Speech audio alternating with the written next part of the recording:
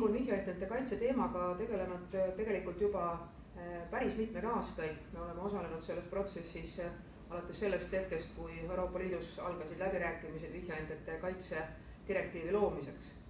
Direktiiv on täna olemas, direktiiv jõustub selle aasta detsembris ja selle alusel koostatud siseriiklik õigusakt, rikkumisest teavitaja kaitse seadus peaks tänase parima teadmise kohaselt jõustuma järgmise aasta esimesel poolaastal.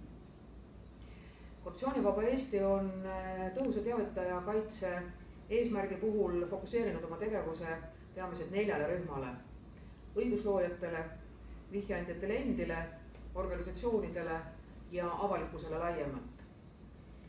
Meie huvi on see, et siseriiklikud õigusaktid ja regulatsioonid oleksid vastavuses Euroopa Liidu ja rahvusvahelise parima praktikaga teavitaja kaitse vaates ja valdkonnas. Ja sellel eesmärgil me teeme siis tihedat koostööd õigusloojatega, oleme esitanud oma nägemusi Justiitsministeeriumile enne seaduse väljatöötamist ja kindlasti osaleme selle seaduse juurutamise protsessis samamoodi.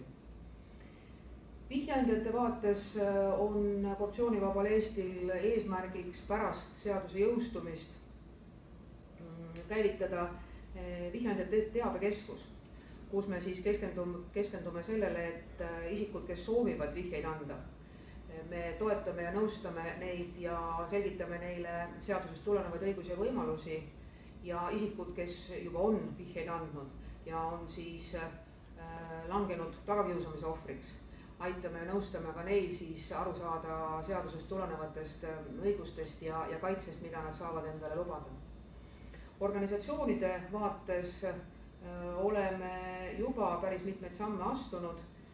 Meil on eesmärgiks pakkuda erinevaid selliseid praktilisi juhiseid ja abimaterjale ja tegelikult ka koolitusi organisatsioonidele. Tänaseks me oleme loonud vihjeandmise tööriistakasti, mille alusel on võimalik nii avalikul kui erasektori organisatsioonidel siis üles ehitada ja luua oma teavitaja kaitse põhimõtted organisatsioonis. Meil on olemas väga äge e-koolitus, mida on võimalik siis inimestel läbida ja saada sealt siis häid praktilisi teadmisi ja nippe sellest, kuidas moodi vihjeandja süsteemi oma organisatsioonis üles ehitada. Tähelepanu oleme pööranud ka noortele, on loodud koolides kasutamiseks õppematerjalidena vihjeandmise väärtusmängud.